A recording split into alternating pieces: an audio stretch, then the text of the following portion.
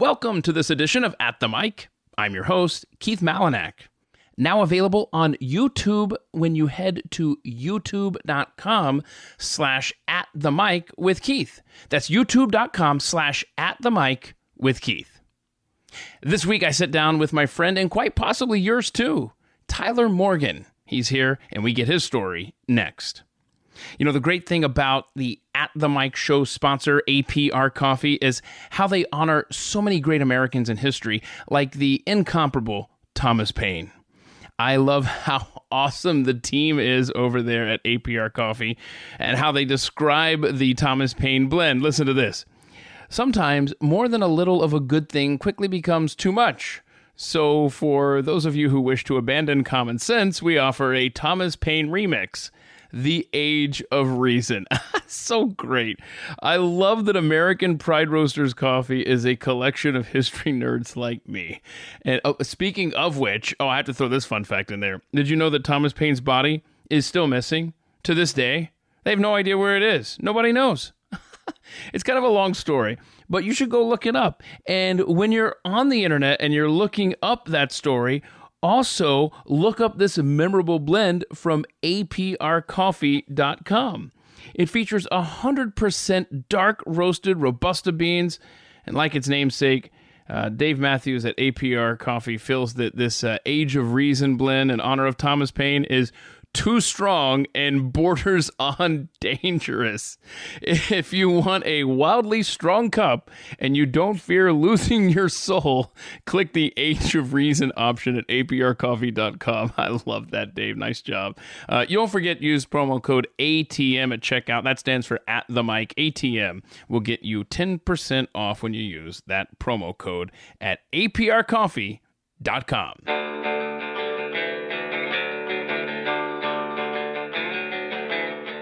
You're listening to At the Mic with Keith, an independent podcast production. Tyler Morgan loves animals, which will become obvious in today's conversation. He has served our country in hostile environments, and today he has his own podcasts, plural. We talk about all of that and so much more on this week's edition of At the Mic. Tyler, what is going on, man? How you doing today? I am having an outstanding day. Just beautiful day here in the Ozarks, just wishing the rain would stop. The Ozarks are a beautiful part of the country. I love it there. We get up to Branson every few years, it seems. And I was just there last weekend. It was great. Yeah, how close are you to Branson there, Tyler? It is about a 2-hour drive from where I'm at. Okay, very good, very good. But you were born in Texas, right? Yes, way back long ago, and the mythical times known as the 1980s. Mythical. My dad was working as a roughneck, actually. My parents lived in Canadian Texas, which is up in the Panhandle. Yeah. My sister was born in Texas. I was born in Texas 2 years after that, so it's kind of... So what got you guys to Missouri, where you are now? By the way, if people aren't familiar, I met you through being a listener of Pat Gray Unleashed, which is my day job. And so you're a Pat head, and we're going to talk about later how you have your own podcast that people can check out every week. But how did you end up getting to Missouri then, which is where you are today? Well, my dad is born and raised here in Missouri. My mom was actually born in Rapid City, South Dakota. Oh, nice. And when she was a little girl, they ended up moving down here. My dad, he was just following the work.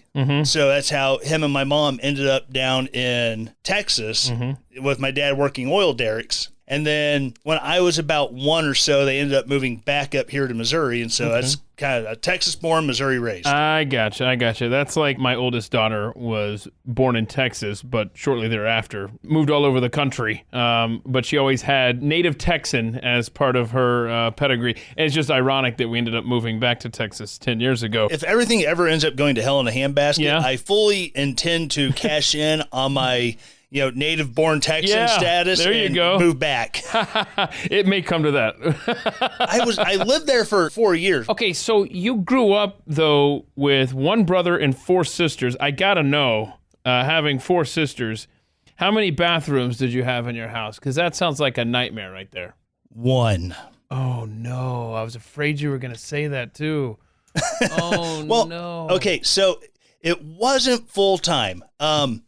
My dad was married before. He married my mom. And he had 3 kids in his first marriage, and they divorced. And then him and my mom got together, and they've been together for, this will be 40 years coming up this year. All right, good for them. During the summers, it got kind of crowded in the house. So how far apart in age are you from your brother? 7 years. So, my goodness. Oh, yeah, I was the tag-along. Are you the youngest then of all the kids? I am not. I do have a younger sister who is 3 years younger than I am. Okay. We've got to explore this earliest memory of yours. I don't envy it at all. But it was helping butcher chickens. My yes. goodness. Hey, first of all, before you start telling me about this early memory, have you ever heard of, I gotta look this up to make sure I've got this right. I don't remember his name, but I know what chicken you're talking about. Mike the Headless Chicken. You heard of him? I have heard of him, yes. That poor thing. If people haven't heard of this story, he's got his own Wikipedia page and everything. This was in, I think Colorado, it looks like. Yeah. So the farmer went to pick the 5.5-month-old chicken named Mike. And apparently, sorry, kids, hide your kids. Maybe I should say that. Hide the kids for this story. Removed Mike's head, but missed the jugular vein, leaving one ear and most of the brainstem intact. Due to Olson's failed attempt to behead Mike, the chicken was still able to balance on a perch and walk clumsily.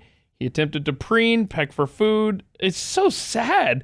But he went on to live for, how long did you say? About 1.5 years like that? Yeah, I think it was a year and a half, and then because he didn't have a head, he couldn't actually swallow. Yeah, they had to feed him with a dropper, right? They feed it with the dropper, and they had to keep its airway cleaned out also with the dropper, and one night he suffocated. That's so sad. But before he did, they were able to take him on sideshow tours.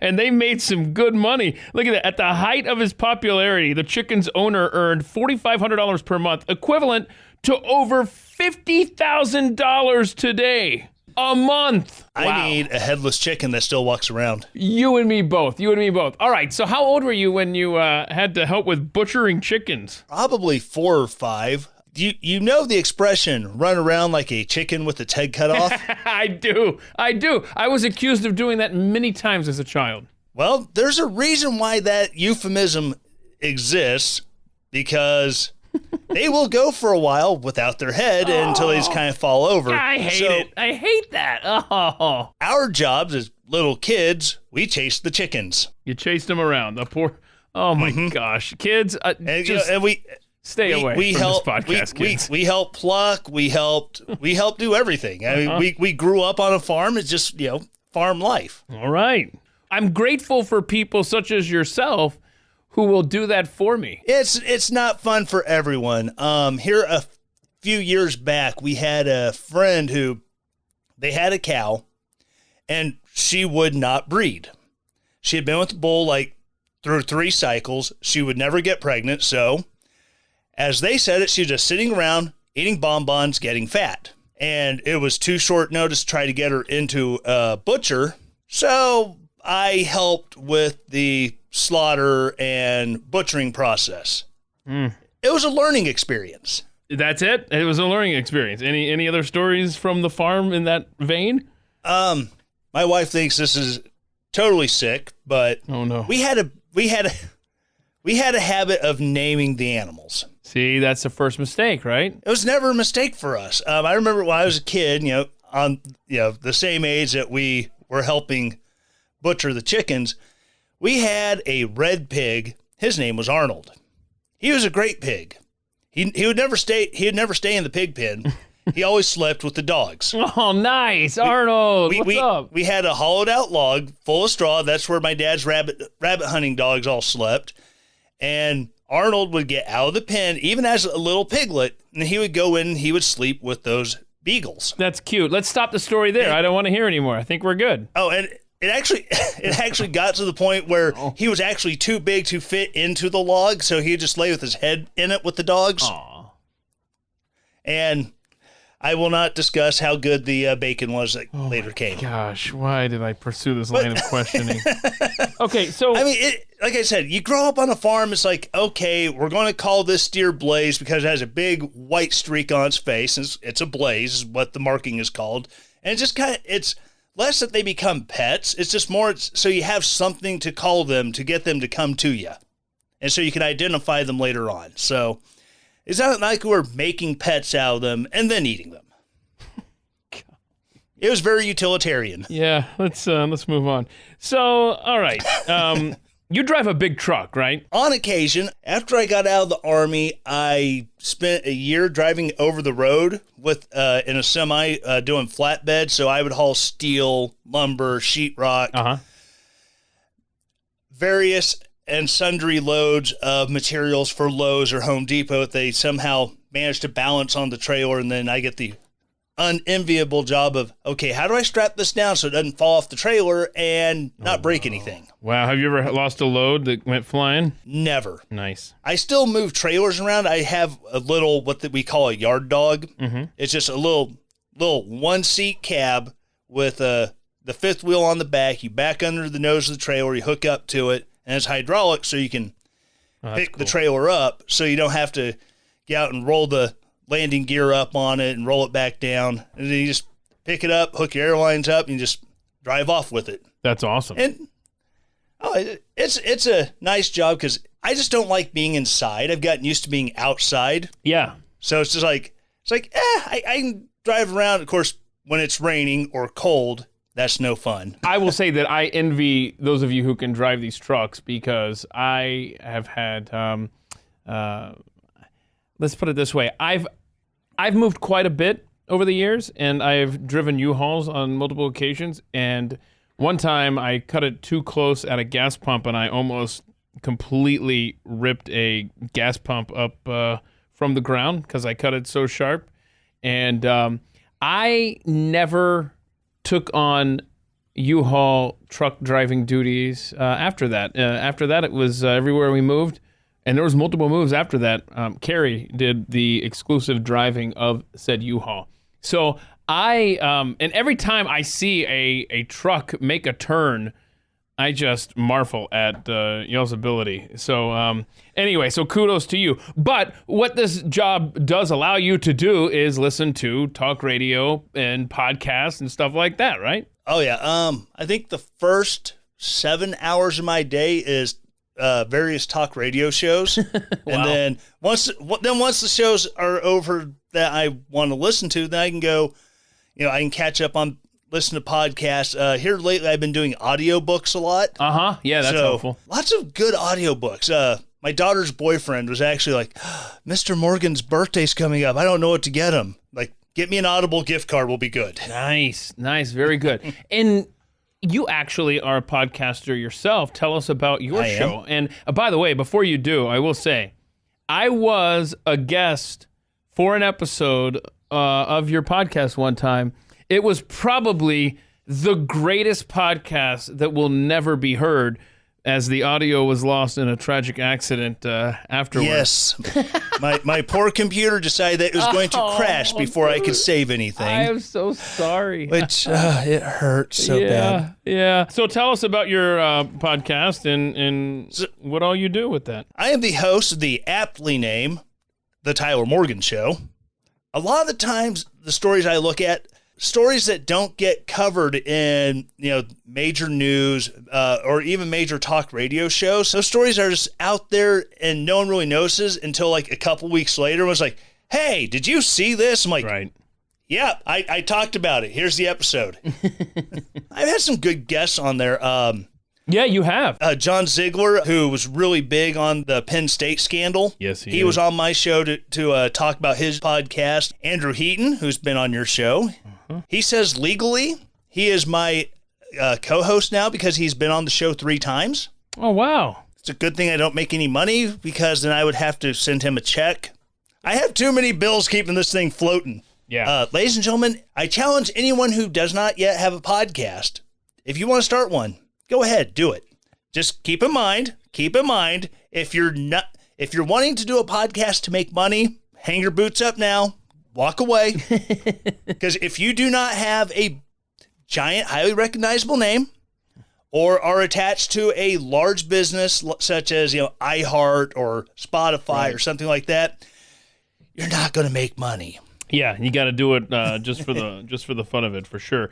Oh, yeah. So where can people find your podcast? How often do you put that out? I do my show weekly, or almost weekly. Because there's Saturdays where stuff comes up. It's like, I'm not going to do show tonight. Or because usually mine is a live stream that you can find at podbean.com. And so I'll do the live stream, and then after that I do all the final edits, and then I put out a podcast. So that's the thing with aspiring podcasters, which I don't know that there are people who are considering doing a podcast, since everyone has one.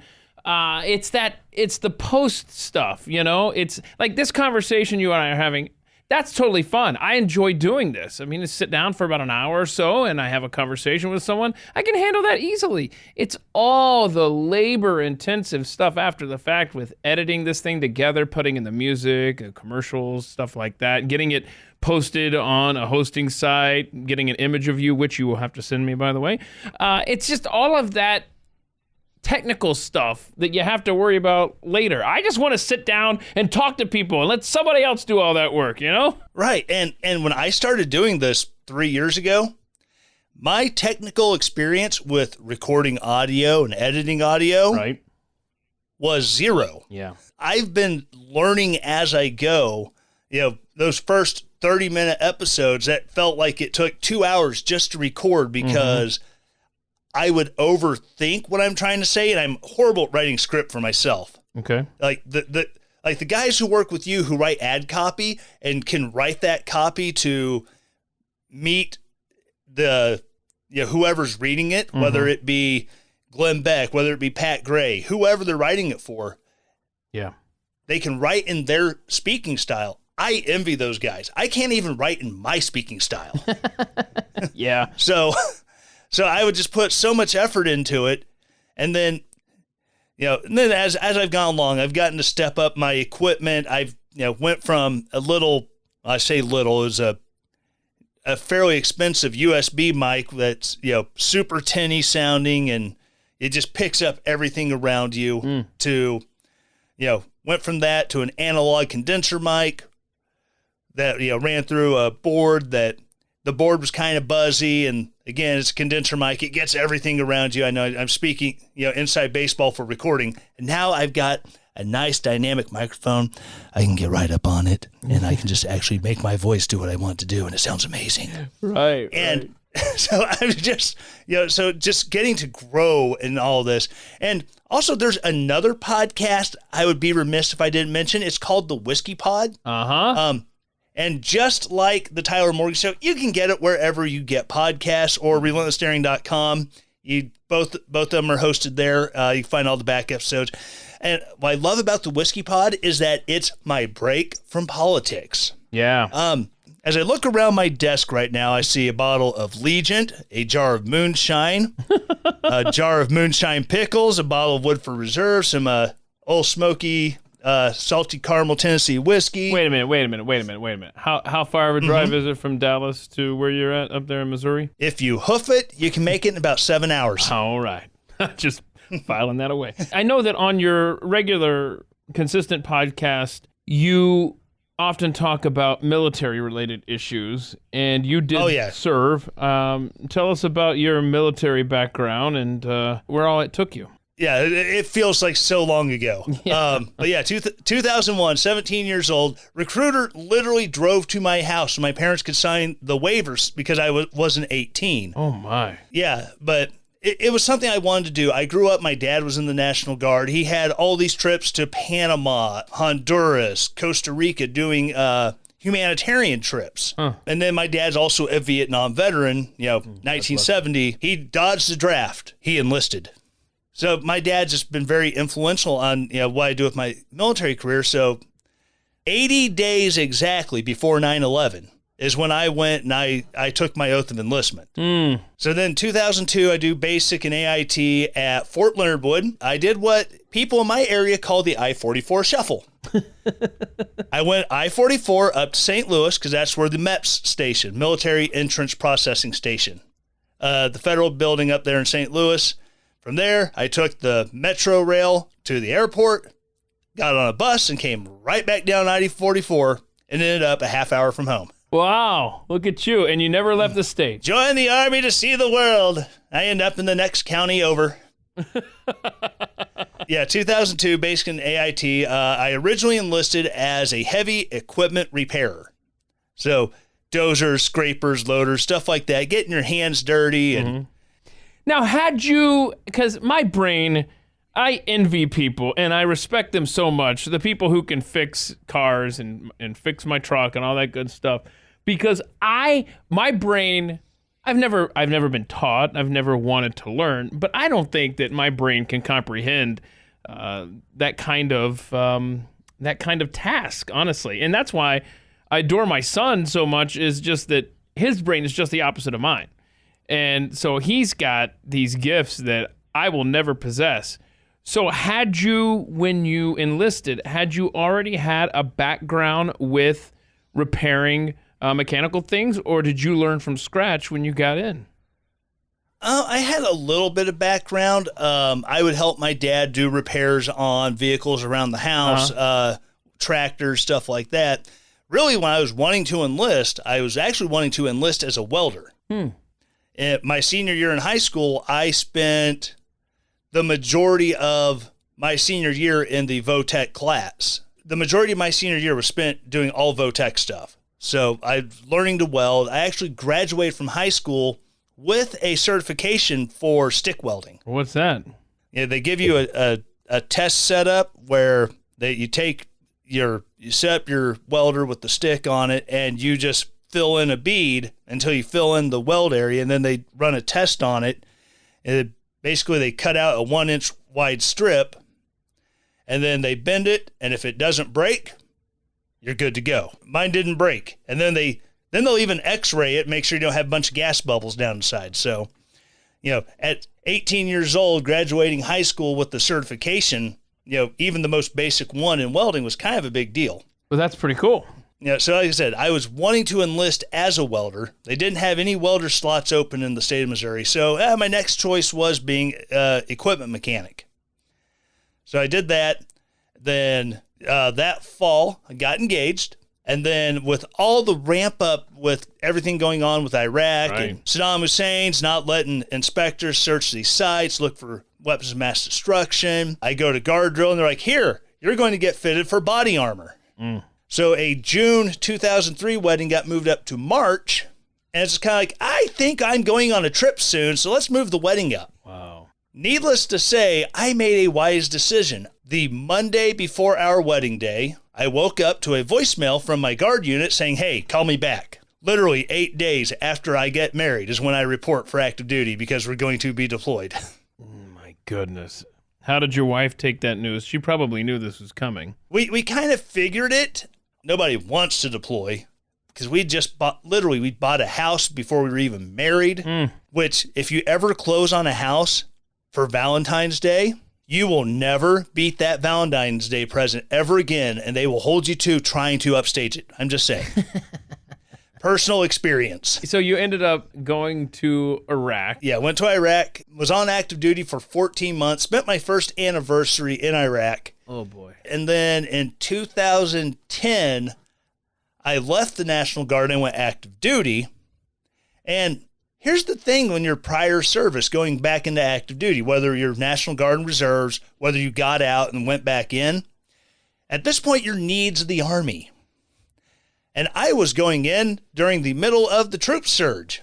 So my choices when I showed up at MEPS in St. Louis again was, well, you can be infantry or you can go home. So I went with infantry. Did you end up going back to Iraq then? Oh, no, I went to a much better place than Iraq. I went to Afghanistan. Oh, no. So 3 months of infantry school. My first active station was Fort Knox, Kentucky, which you want to talk about beautiful scenery? That part of Kentucky is just absolutely amazing.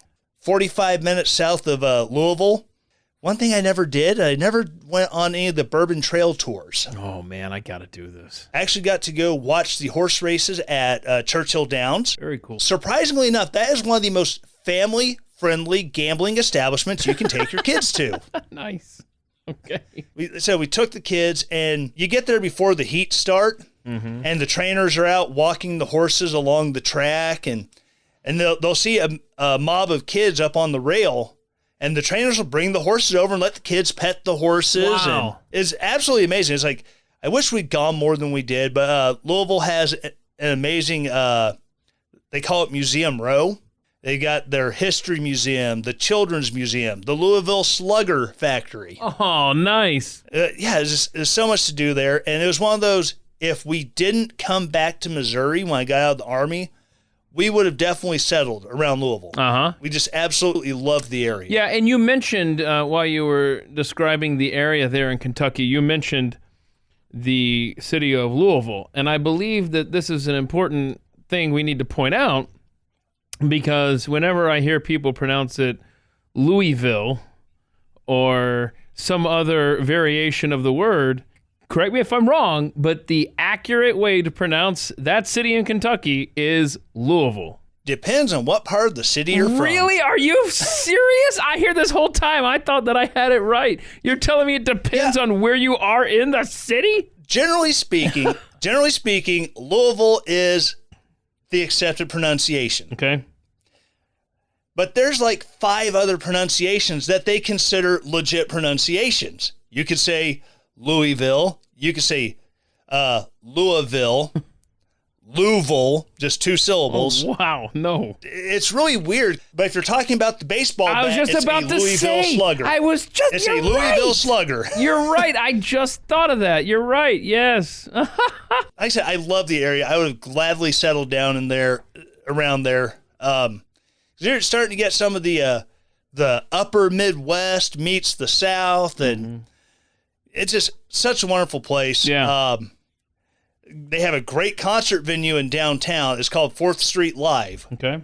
And literally over the street, they have put a glass ceiling over the entire street from one side to the other. They've blocked off 2 city blocks to where there is no vehicle traffic. And on Saturday nights, they will do free concerts. And they have the sound system and the lights already permanently installed. And they'll have the bands come in, and you just show up and the band starts playing. You don't have to buy a ticket or anything. It's great. Very cool. Very cool. Now, you talked about your kids. Your wife's name is Kelly, and y'all have 5 kids together. And, right? They have our oldest, Adam, who is 20 and has moved on out of the house. All right. My daughter, Alana, she is 17. She is a junior in high school, and she's working on trying to graduate high school with being ready to go to culinary college. Oh, nice. Here lately, they've been doing fish and seafood. So she sends me pictures while I'm at work of, look, we made poached salmon today.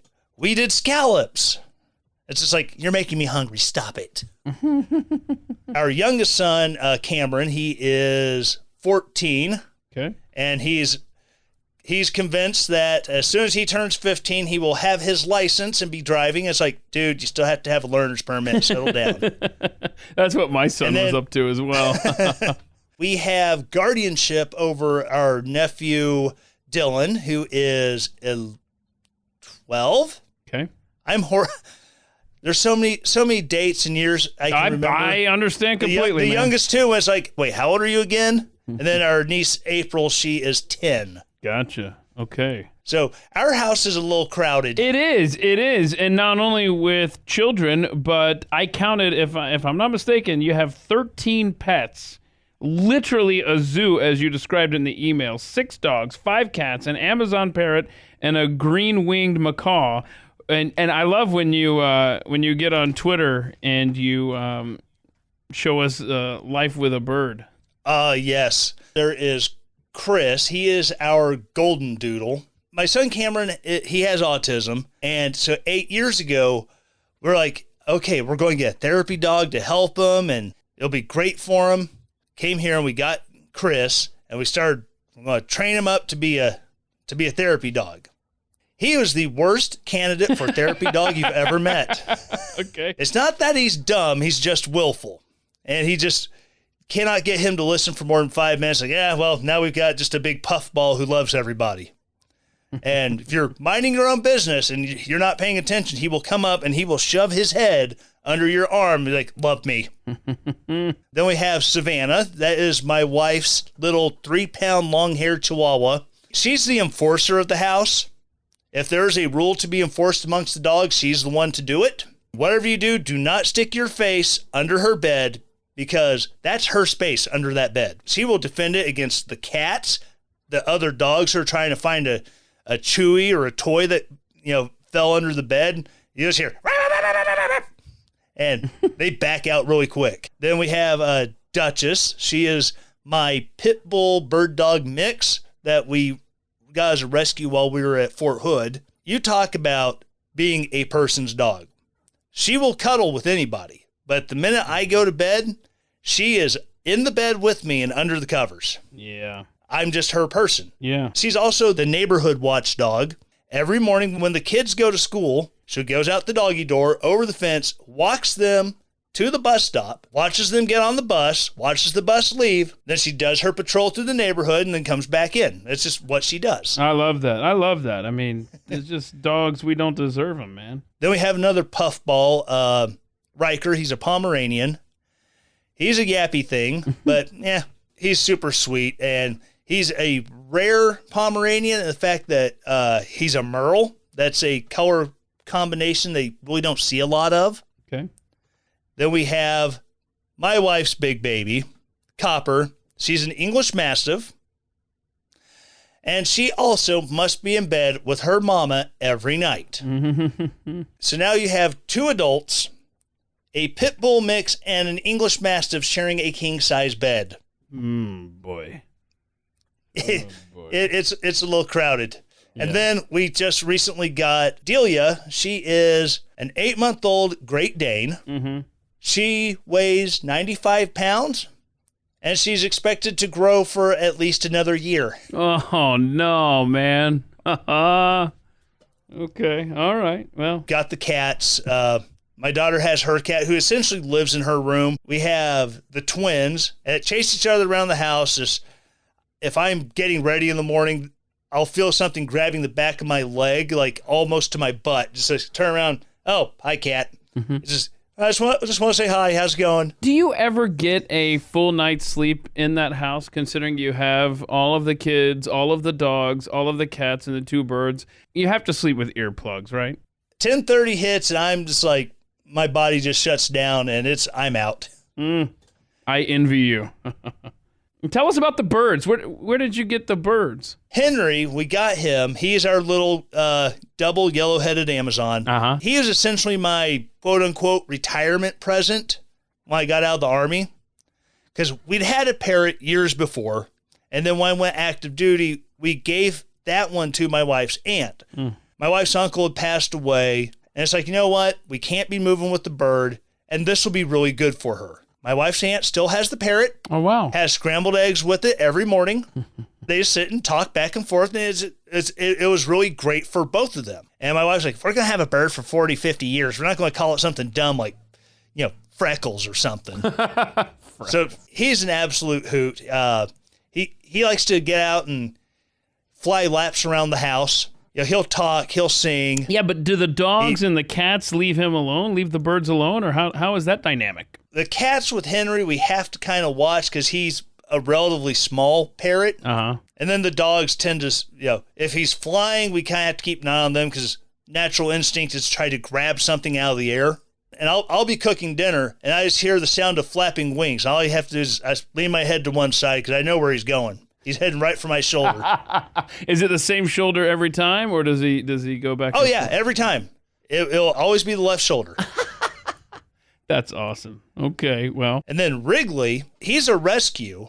I actually drove 5 hours one way to Illinois to get him. There's an older couple, they just couldn't take care of him anymore, didn't have the room for him. You want to talk about putting the cats in place. If he's out on top of the cages, minding his own bird business, and one of the cats jumps up there, he will literally chase it off. He has no fear of dogs. And if they get too close to the cage and he's out, he will climb down the side of the cage and he will reach out and try to grab a tail. Oh, wow. Wow. Something you get a lot of when people are, oh, you have parrots. Does he ask for crackers? Yes. Wrigley does ask for crackers. He does? Yeah, he'll get in a good mood and he'll just be like, want cracker? Want cracker? Then we hand him the cracker and he'll, want some? Burp. He burps awesome. at us. That's awesome. It's like the people we got you from did not teach you manners. Tell him how to belch and he will do it. So you mentioned cooking there as you were discussing the birds and the pets. How did you pick up that hobby, and what's your best dish? Being a latchkey kid growing up, right. Both my parents working, and sometimes, till 6, 7 at night, or my mom worked in a restaurant, and sometimes she'd have to close. So you kind of learn to cook for yourself. Mom and dad used to teach me, and they'd let me help in the kitchen growing up. So that's kind of how I picked it up, and I still love to cook. I'm trying to develop a nice collection of cast iron cookware. I'm not going to say if it's my best dish, but one of my favorites is chicken tikka masala. Okay. Makes the house smell like an Indian restaurant. Oh, wow. Do all 13 animals congregate in the kitchen while you're cooking? No. For the most part, they go lay down, and once we start feeding people, then it's like, okay, we have to distract them. All right, start feeding the critters. So we try to feed them the same time we're eating. That way they're not trying to be in everyone's faces like, ooh, food. It's life, and we love it. We don't mind all the craziness of the pets just wanting to be there while you're trying to enjoy your food. And a lot of times we cook and we have dinner with our next door neighbor. He's 80 years old. His wife passed away 3 years ago. And you want to talk about the best neighbors in the world. When we moved in, because the house we bought, we were renting it at first. Mm-hmm. The day we moved in, our landlord said, oh, you have to go meet Pops and Graham. And took us over and introduced us to the neighbors. And they're like, oh, you just got out of the Army? He's like, and Graham just looks at us and goes, when will your household goods be here? Because they're retired Army. They know how these go. And it's like, I don't know. It could be a few weeks. She's like, come with me. And she pulls out a full silverware set, puts on the counter, says, all right, there's all the pots and pans. Grab what you need. Here's spatulas and this and that. And she gave us stuff to cook with until our household goods finally got here. So we have been best friends with them ever since. Like I said, she passed away a few years ago. And so we cook for him almost every night when he doesn't have bingo or going to play pool with American Legion. So it's just become part of our thing. And it's just great just to be able to take care of him. I got to ask you about this. The last book you read, 11/22/63 by Stephen King. I'm familiar with the show on Hulu. It's one of my favorite shows ever. It was 8 episodes, so you're not committing to this long-term situation. And I noticed in the credits, J.J. Abrams, which I was not surprised because it was so well done. And then I saw Stephen King's name attached to it as well. I didn't realize that this show started off, correct me if I'm wrong, as a book by Stephen King. 11/22/63, for those who aren't familiar, I'll just give you the rough outline of it. You got to go see it. Like I said, 8 episodes on Hulu. A guy goes back in time to try to prevent the assassination of John F. Kennedy. And it was a book first, huh? Yes. Everything I do almost all the time now is audiobook. So right. I listen to like a 33-hour audiobook of 11/22/63. Mm-hmm. I haven't seen the show. I'm sure if I watch it, I'm going to do like every other time I've read a book and then watched the movie. I'm like, it didn't go like that. Well, it didn't go like that. It didn't happen that way. I can't speak for the book, but I can tell you that the show on Hulu is definitely worth the 8-episode commitment. So check it out if you get a chance. Okay, so I'm familiar with your Twitter account, but you also list among your favorite apps TikTok. So wait, you don't strike me as a TikTok guy. What am I missing over there? So, okay, I know there's a lot of trash on TikTok. You know what else they have on TikTok? Animal videos. That's initially why I started doing TikTok. I just want to watch the animal videos. I can understand that. Somehow I stumbled across a guy who does Dungeons and Dragons content. And his stuff is just absolutely funny. Then I discovered what they call Mill Talk or Vet Talk, which is military community and veteran community. There's a lot of fun stuff that if you're looking for it, that you can watch where it's not gross wokeness. It's not just people doing dumb stunts. Yeah. You see all these challenges, the Tide Pod challenge, and all this stuff that just goes everywhere on TikTok. You can avoid that. Okay. My daughter, she likes deep cleaning TikTok. Oh, God. So there's something for everybody, huh? There is something for everyone. And, I love doing videos with the birds, and I'll put them up on TikTok. Okay. You can also do react videos where someone will do something to intentionally have someone do a duet with them, where you have their original video and then you record new content that goes side by side with it, and doing stuff like that, and stitches where you react to videos. You can really move things along, and you can develop relationships on TikTok, just like you do with anything on Twitter, Facebook, anything like that. Okay, that's good. You need some of that in your life. Okay, if you could keep 5 possessions, you would keep your rifle, your Bible, your dog, your cast iron skillet, and your Jeep. However, if you had a 6th and it had to be either Twitter or TikTok, which would you choose, Tyler Twitter. Morgan? Okay, Twitter it is. Okay, very good, very good.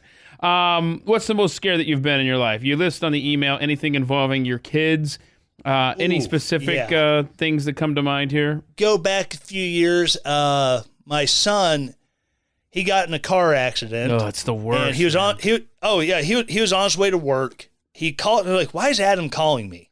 And I answer the phone and he's just crying, Dad, I was in a wreck. It's like, where are you at? And he kind of gives me a brief description. I didn't even have shoes on. I was in the Jeep running 80 miles an hour down a 2-lane road trying to get to him. Yeah. Another one, probably when my daughter was 3, she started getting these bruises. Had no idea what was causing them, and immediately scares you to death that you take her to the doctor, they do a platelet count. They should be like 30,000. She was at like 10,000. Oh my gosh. They immediately take a blood sample and send the results to Children's Hospital in Columbia. You're just like, oh my God, does our little girl have cancer? And you're just on your knees just praying. Sure. Fortunately, it was not cancer. I'm not even going to attempt the big long medical word. It's ITP. Okay. Which basically antibodies start tagging your platelets. And then as your blood flows through your spleen starts grabbing the platelets that have the antibodies on them and filtering them out. So then you don't clot, you bruise, and it can be lethal. And so it's one of those, okay, we're going to just hit her with a ton of steroids and hopefully this works. That way, it'll stop her immune response. That way she can build her platelets back up. But if it doesn't work, then we'll have to go and take her spleen out, which fortunately the antibiotics work. But just, even when we took her up there for the, confirmation testing, it's just, they had to put an IV into her. That way they could, do a blood draw with the IV already in her. And I've been shot at in combat.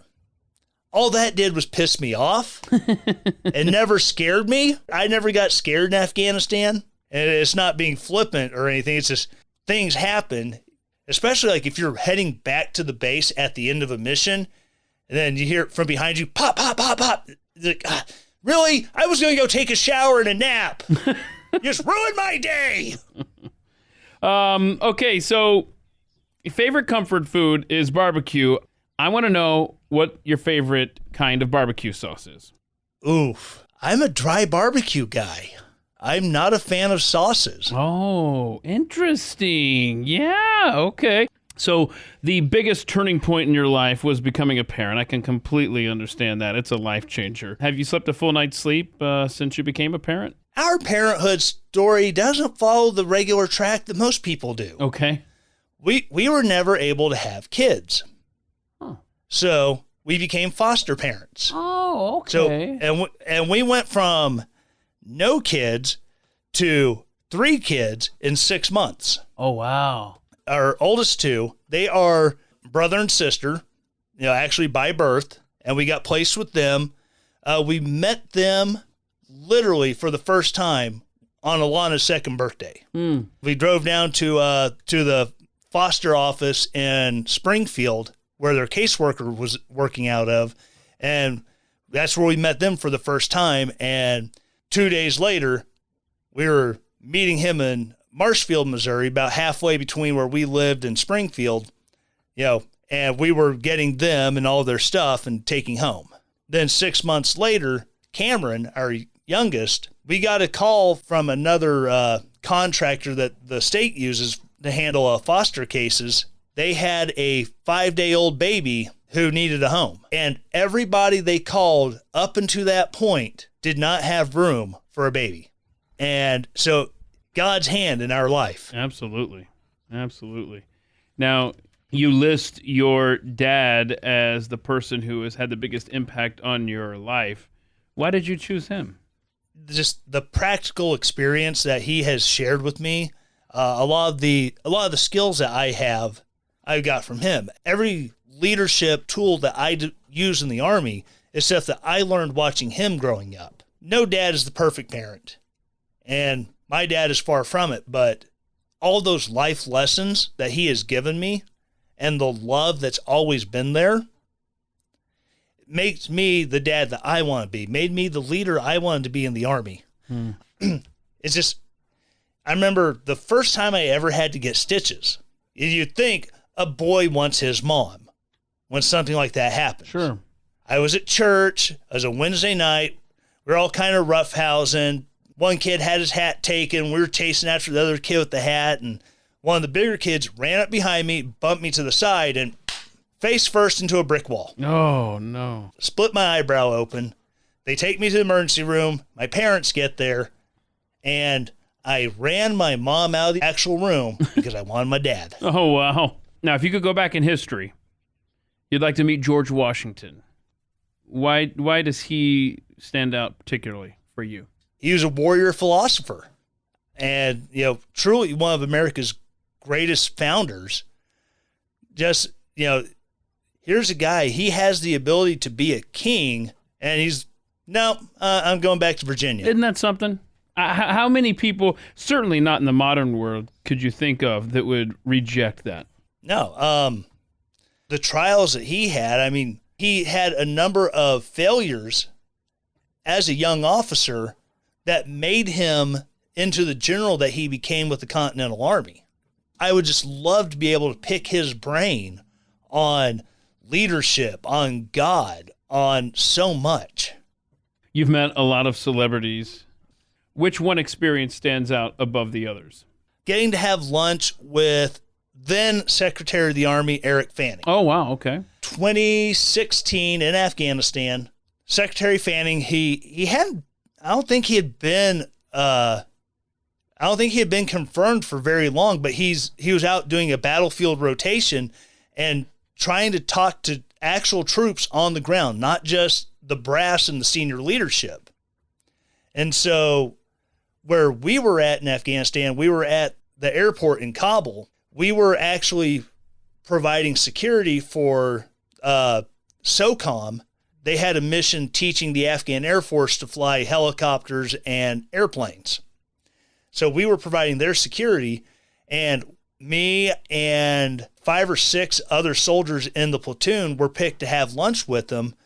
And everyone was making big deals like, do you know why Secretary Fanning is so important? No. He's the first openly gay secretary in the Army. I was like, okay, who cares? Can he do his job? I was able to have lunch with him, and he, asking us our opinions on everything that was, going on with the mission we were on, and what are our opinions about the way the Army is going and stuff like that. And it was great to be able to talk to someone, in that level of leadership and have a frank conversation and know that, I'm just little lowly buck sergeant, and the private next to me are saying stuff to the Secretary of the Army that's getting filtered out when it goes all the way up through chains of command and comes through the Chief of Staff. And being able to have that direct conversation, and other people I've gotten to meet, If anyone knows the movie Tombstone, Buck Taylor is the actor who played Creek Johnson, who was one of the guys who ended up riding with Wyatt Earp as they were hunting the cowboys. He was at an event down here that I participate in every year, and I got to sit and pick his brain. He's a Navy veteran. He's worked forever in Hollywood. I mean, he worked as a stuntman, and then he started getting into more acting. He's got credits with The Twilight Zone, the original Rod Serling series. Oh, wow, nice. He's played 2 roles on Gunsmoke. He was a bad guy who got killed, but the producers of the show liked him so much that they called him back to have a recurring role as a good guy. Kent Rollins, he's a YouTube cook who does chuck wagon cooking. Oh, wow, that sounds like fun. Comes up to Wagons for Warriors that every year, and just an amazing cook, just an absolute nice, sweet guy. He's someone I would love to get on my podcast, just to be able to talk to him about what he does with, the Red River Ranch and what he does, to help raise money for veterans. And then I got to meet Al Franken. There was a USO show in Iraq. This guy shook his hand, and, that's all I can really say about that one. But he seemed nice enough at the time. That's cool. That's good. That's good. Now, you mentioned barbecue earlier. One day on your bucket list, you'd like to open up your own barbecue restaurant, huh? That sounds like fun. Yes. I would absolutely love to. And if I can just get enough bills paid down to where, or get my VA disability from that last 20% to being 100%, and get everything paid down to where I could go buy a food trailer with the smoker on it and set up and sell barbecue, I would love to do that because I love cooking for other people. Nice. I said earlier, I love cooking for my neighbor next door. Right.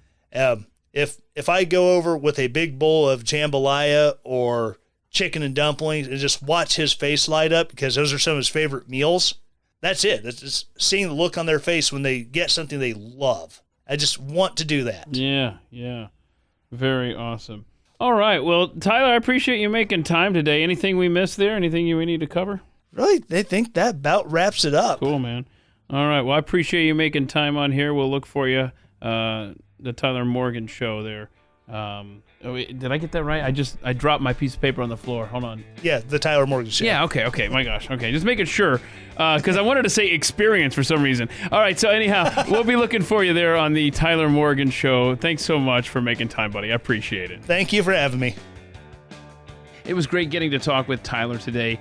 Don't forget to head over to his website, relentlessdaring.com, to find out all of the stuff that he does over there. Now, if you get a chance to subscribe to this podcast over at youtube.com/atthemic with Keith, I would be so grateful. And there's more than just these episodes there. There's some other stuff that we do in addition to the show, some fun conversations with Hillary Kennedy over there. And I hope that you will check that out. youtube.com/atthemic with Keith. Would be so grateful. The show is also available when you head to atthemicshow.com. And if you're able to rate and review it, give it 5 stars, please, over at Apple iTunes and Spotify. I would be so grateful for that as well, because it does help more people find the show that might need some good conversation in their life, and who doesn't right now in this very crazy world of ours. Hey, next week I'm going to sit down with my friend Abby Libby. Sounds like a made-up name, I realize, Abby Libby, but no, that's her real name.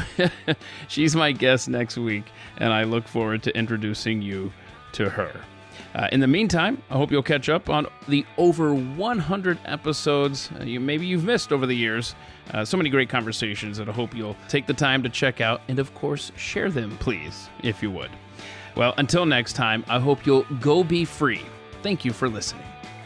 This has been At the Mic with Keith, an independent podcast production. Head to atthemicshow.com for archived episodes, sponsor information, and ways to connect.